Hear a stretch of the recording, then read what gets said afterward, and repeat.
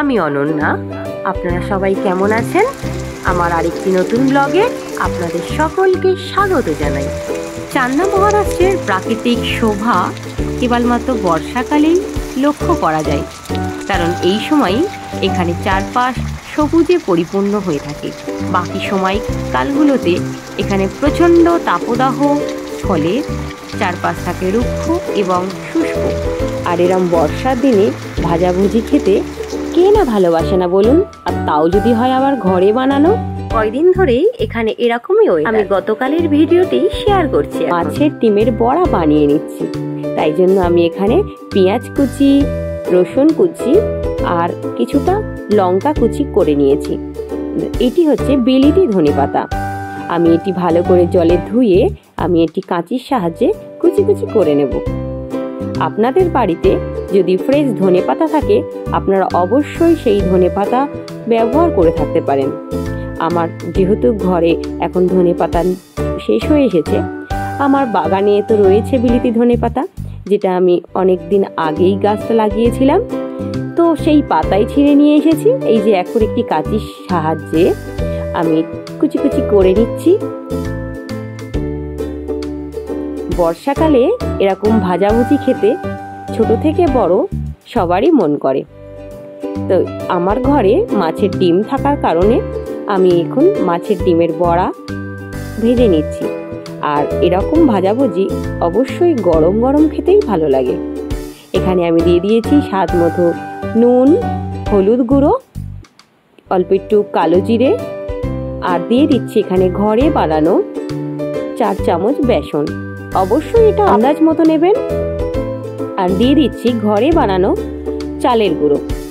আমি এখানে 2 চামচ দিয়েছি। আমি আমার পরিমাণ মতো নিয়েছি, আপনারা অবশ্যই আপনাদের পরিমাণ মতো নেবেন। আর একটা মজার ব্যাপার হয়েছে, আমাদের যেহেতু মাছ খুব কম কেনা হয় এবং খাওয়া হয়, আমি না ভুলবশত একটি কাপে জল নিয়েছিলাম। ভেবেছি যদি জল লাগে মাখতে, কিন্তু পরে দেখছি যে না, জলের তো প্রয়োজনই নেই, জলটা এমনিই আমি খেয়ে নিয়েছিলাম পরে। আর আমি হাত পরিষ্কার রাখার জন্য হাতটা ভালো করে ধুয়ে নিয়েছি। একটি চামচের সাহায্যে আমি এবার এটি তুলে থাকবো। আমি কড়াইটা গরম করতে দিয়েছি, যেহেতু আমার লোহার কড়াই, একটু বেশি হিট হলেই কালো হয়ে যায়। আমি এখানে দিয়ে দিচ্ছি সর্ষের তেল। একটু সর্ষের তেলটা গরম হয়ে গেলেই তার মধ্যে আমি ওই চামচটির সাহায্যেই আমি এখানে তেলের মধ্যে ছেড়ে থাকবো। আসলে চামচে করে দিলে কি হয়, আর হাতে লাগে না, যাতে করে খুন্তিটা দিয়ে যখন আমরা এপিট ওপিট না নেড়ে থাকি, তাতে খুন্তিটা পরিষ্কার থাকে। এটা সম্পূর্ণ আমি এরকম পরিষ্কার করে করতে পছন্দ করি। আপনাদের যেভাবে সুবিধা আপনারা সেভাবে করে থাকবেন।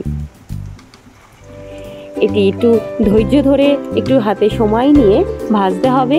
এপিট ওপিট দুপিটি লাল করে ভাজতে হবে। আর অবশ্যই এই সময় আপনারা গ্যাসের ফ্লেমটা লো টু মিডিয়াম রাখবেন। বেশি হাই রাখলে তাতে কি হবে, বাইরের দিকটা পুড়ে যাওয়ার সম্ভাবনা থাকবে এবং ভেতর দিকটা কাঁচা থেকে যাবে। দেখুন, আমি ভালো করে এপিট ওপিট করে ভেজে নিচ্ছি একটু বেশ কিছুক্ষণ সময় ধরে নিয়ে।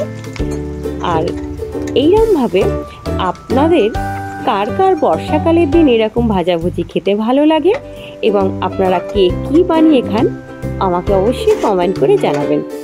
আমার রেসিপিটা ভালো লাগলে অবশ্যই লাইক করবেন, শেয়ার করবেন এবং কমেন্ট করবেন। আর আমার চ্যানেলে নতুন হয়ে থাকলে অবশ্যই সাবস্ক্রাইব করে রাখবেন, যাতে করে পরবর্তী ভিডিওর নোটিফিকেশান সহজেই পেয়ে যেতে পারেন। এই দেখুন, এবার আমি একটি এরম ঝাঁঝরি বা জাড়া বলে, তার সাহায্যে আমি তুলে নিচ্ছি।